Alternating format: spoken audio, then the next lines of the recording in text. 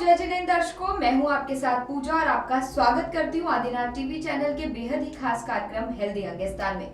दर्शकों, हेल्दी अंगस्तान के जरिए हमारी हर रोज कोशिश रहती है, हर कार्यक्रम में ये कोशिश रहती है कि हम आप तक हर बीमारी के बारे में आपको रूबरू कराएं कि कैसे आप उस बीमारी से बच सकते हैं। लेकिन आज हम बात करेंगे प्रेगनेंसी के बारे में कि कैसे प्रेगनेंसी के दौरान महिलाओं को अलग अलग तरह की सलाह दी जाती है कि आप ये ना खाएं, ये ना पहने, या यहाँ ना उठे, वहां ना बैठे, इस तरह की चीजें ना करें, जिसकी वजह से कई बार एडवाइस सही होती है और कई बार आपको एडवाइस जो है वो सही नहीं दी जाती, जिसकी वजह से आप कई सारी चीजें प्रेगनेंसी के दौरान जो आपको करनी चाहिए आप नहीं करते और उन मिथ का पालन करने लग जाते हैं। तो चलिए आज इसी के बारे में हमसे बात करने के लिए स्टूडियो में मौजूद है डॉक्टर हर्षा जैन, जो कि सीनियर कंसल्टेंट और गायनेकोलॉजिस्ट हैं इन फोर्टिस हॉस्पिटल शालीमार बाग। मैम, आपका बहुत बहुत स्वागत है आदिनाथ टीवी में।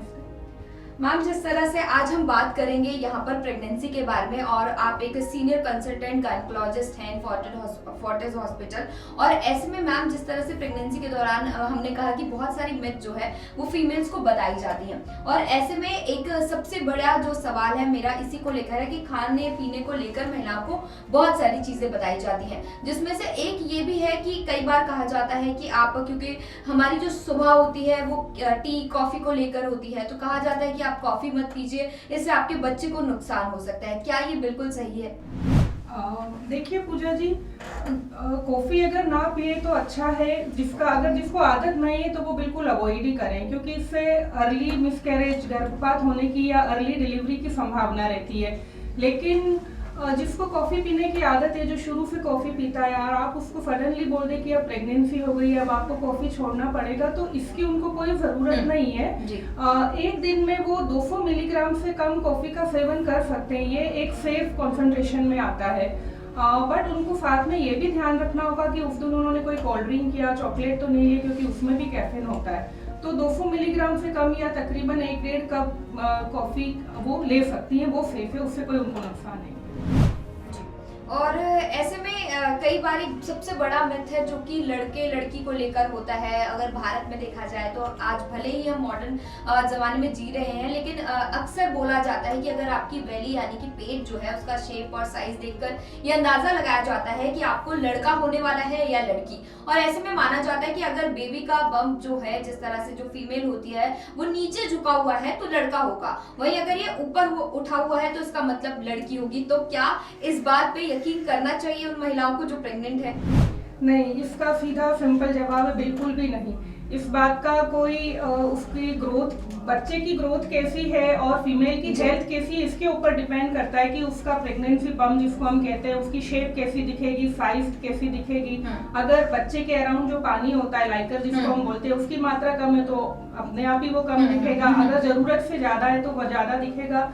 लड़का है या लड़की, इसका उससे कोई दूर दूर तक कोई लेना देना। ऐसे में जो महिलाएं हमें इस वक्त देख रही हैं और वो प्रेग्नेंट है, और अगर उनके घर में किसी बुजुर्ग ने, क्योंकि अक्सर बुजुर्ग जो है इस बात को बताते हैं कि आपके पेट देख के बता देते हैं कि आपको लड़का होगा या लड़की, और कई बार चीजें सही हो जाती हैं और उसी पर लोग जो है वो हमारा ट्रस्ट करने लग जाते हैं।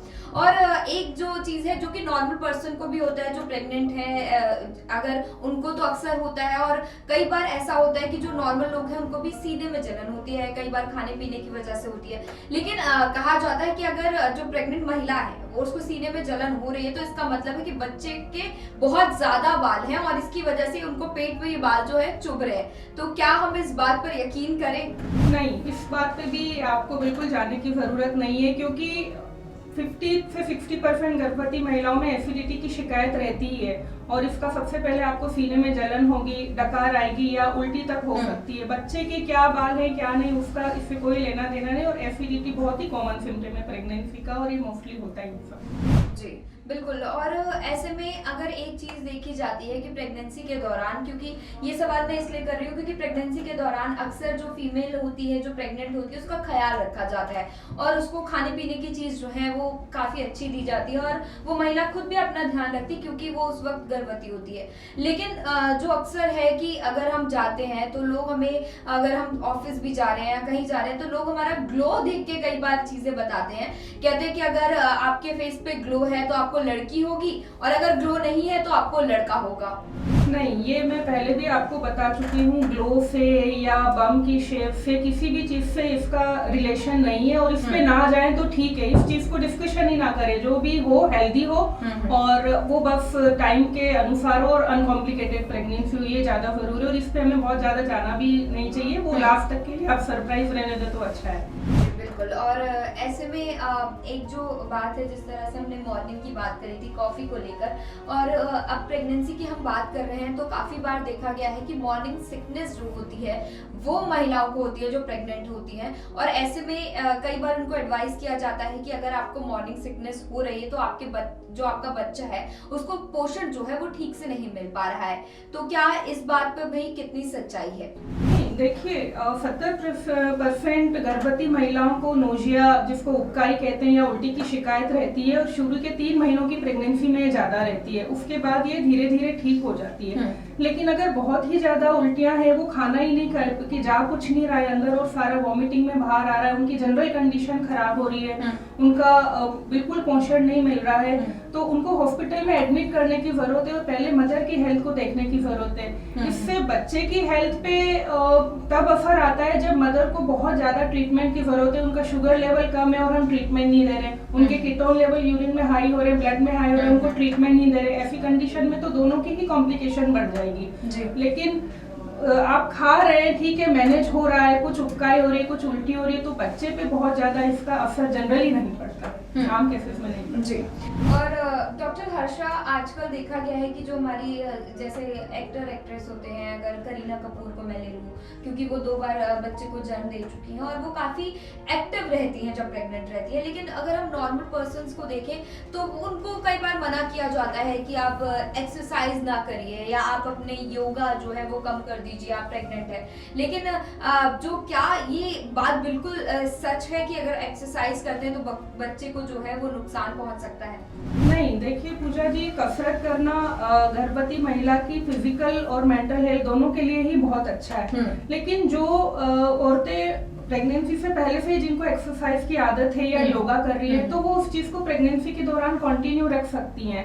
बट हाँ, ये कि बहुत ज्यादा स्ट्रेनफ, जो बहुत ज्यादा थकाने वाली या जिसमें कूदना शामिल हो, इस तरह की एक्टिविटी डेफिनेटली उन्हें नहीं करनी चाहिए। और कोई नई तरह की एक्सरसाइज नहीं सडनली ट्राई करना चाहिए प्रेगनेंसी में कि जो पहले कभी ना किया, उसका गलत असर पड़ सकता है। और जिन्होंने कभी पहले किया नहीं हो, तो उनकी बॉडी इतनी एकस्टम नहीं होती कि वो अचानक से शुरू कर दे, तो वो धीरे धीरे अपना पहले वॉक से शुरू कर सकती है और बाद में माइल्ड योगा की तरफ जा सकती है, जिसमें बहुत ज्यादा थकाने वाली एक्टिविटी ना हो। जी बिल्कुल। और ऐसे में डॉक्टर हर्षा, एक सवाल ये भी बनता है, क्योंकि आजकल महिलाएं जो हैं, कई बार ऐसा होता है कि वो वर्किंग वुमेन होती है और उसको कई बार मीटिंग के लिए बाहर जाना पड़े या इमरजेंसी में कहीं जाना पड़े, तो उसको हवाई सफ़र करने के लिए कई बार घर वाले मना करते हैं, कहते हैं कि आप नहीं कर सकते हैं क्योंकि बच्चे को इससे असर पड़ सकता है, और ऐसे में वो कई लंबा सफ़र जो है वो गाड़ी से ट्रैवल करती है, जिसकी वजह से उनको और नुकसान हो जाता है, उनकी तबीयत खराब हो जाती है। तो ऐसे में क्या हवाई सफ़र नहीं करना चाहिए प्रेगनेंसी के टाइम?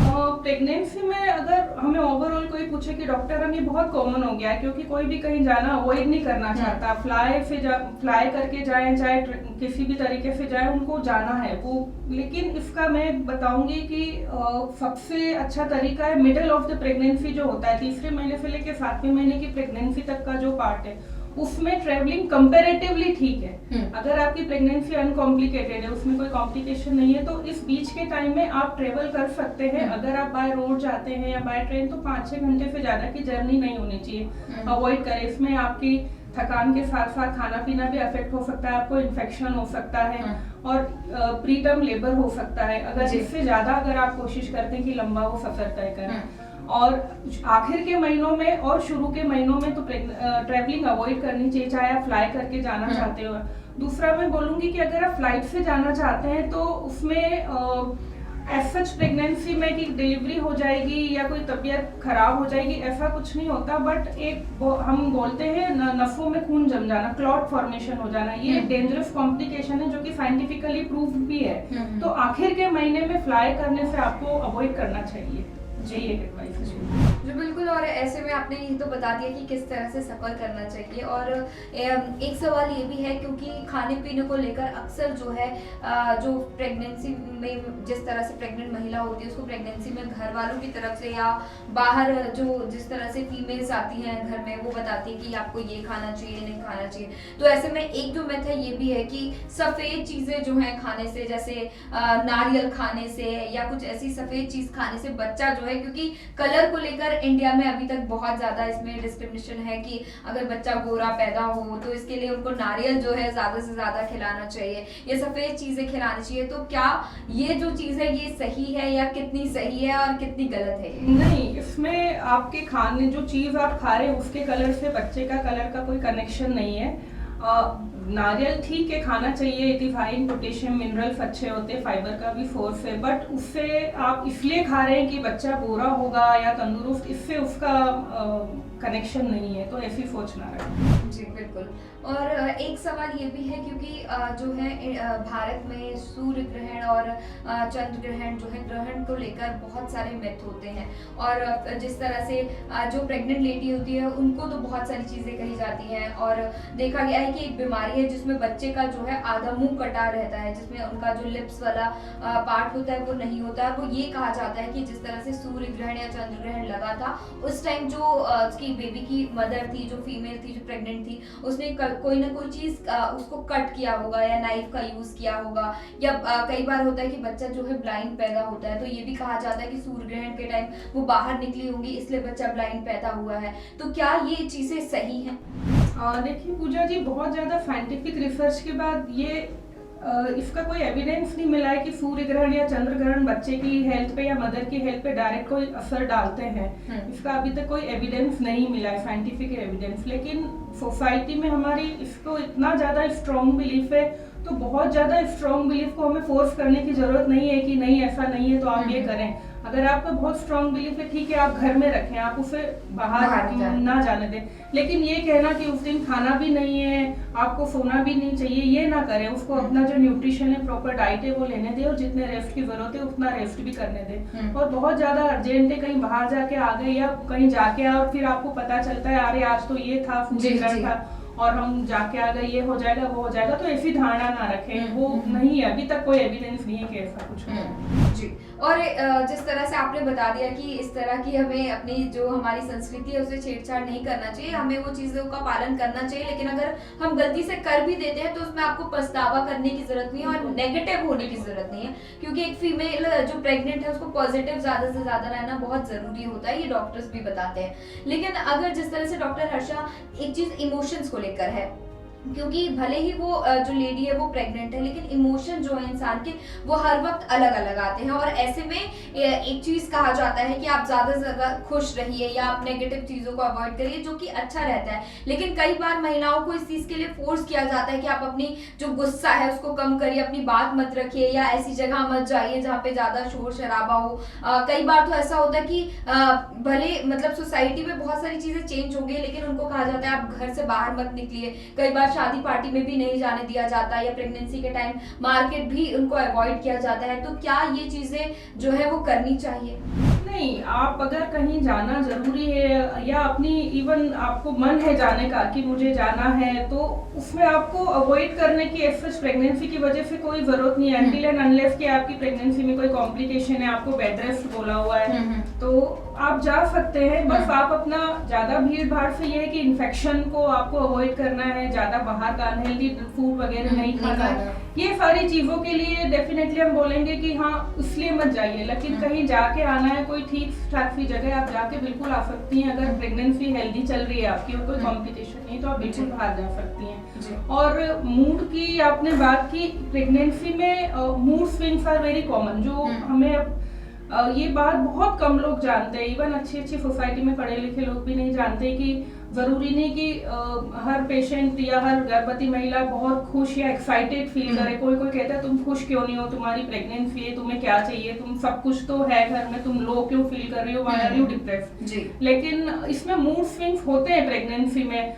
कोई पेशेंट लो फील करता है, किसी पेशेंट को बहुत सीवियर डिप्रेशन भी हो सकता है। तो उन्हें ये सलाह देने की बजाय कि खुश रहो, ऐसा क्यों कर रहे हो, क्यों कर रहे हो, हमें उसके साइकियाट्रिकली ट्रीट करना चाहिए उसको। अगर वो ट्रीटमेंट लेगी तो ही ठीक होगी, हमारे कहने से वो नहीं होगा। अगर कोई एक्साइटेड है, खुश है तो बहुत अच्छी बात है, क्योंकि वो हार्मोनल चेंजेस के कारण होता है। कोई कुछ फील करेगा, कोई करेगा, तो ये सब कुछ नॉर्मल है, इसमें कोई खराबी नहीं। बिल्कुल, और ऐसे में उनको फोर्स नहीं करना चाहिए कि आप अपने इमोशंस को बदलिए जिससे बच्चा जो है वो हंसता खेलता पैदा होगा, ऐसा कहा जाता है।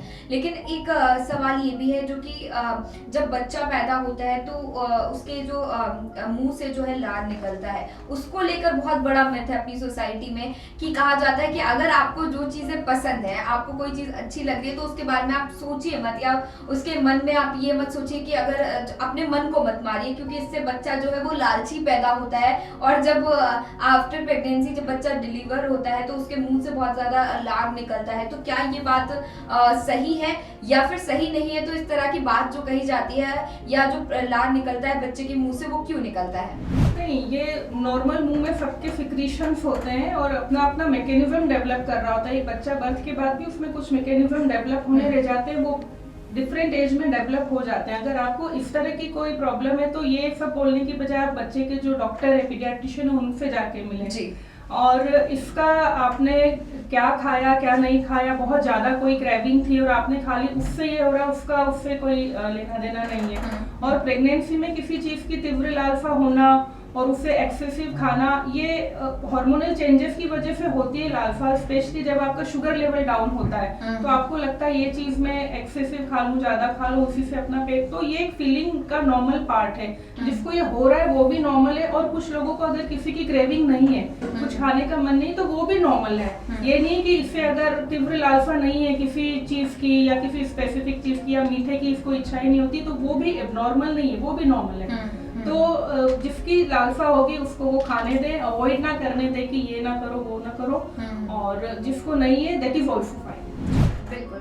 और ऐसे में एक जिस तरह से वैसे तो पपाया मना किया जाता है, जो प्रेग्नेंट लेडी होती थी उसको नहीं खाना चाहिए, लेकिन एक जिस तरह से हम मैंगन की बात कर रहे हैं, ब्रिंजल की बात कर रहे हैं, उसको भी कहा जाता है, एग प्लांट बोला जाता है उसको, कि उसको जो है प्रेगनेंसी के टाइम नहीं खाना चाहिए। जिस तरह से जो पपाया काम करता है एबॉर्शन के लिए, उतना ही ज्यादा वो फीमेल के लिए बहुत ज्यादा मतलब यहाँ पे गलत होता है खाना, या उसको साइड इफेक्ट कर सकता है। तो क्या ये बात सच है? नहीं, पपाया का जहाँ तक है हम लोग मना ही करते हैं एक बार कि अगर कभी खा लिया once in a while, week में एक दो बार, वो ठीक है, लेकिन रोज इसका रेगुलर सेवन नहीं करना चाहिए। जो पुराने जमाने में पपाया एक्सट्रैक्ट ही यूज किया जाता था एबॉर्शन वगैरह के लिए। पर बैंगन का ऐसा कुछ भी नहीं है। बैंगन हम एक ही कंडीशन में मना करते हैं, पेशेंट जिनको थायराइड की डिजीज है, जिनको हाइपोथायरॉइडिज्म होता है, जिनकी थायराइड की टाइप, उनको हम मना करते हैं।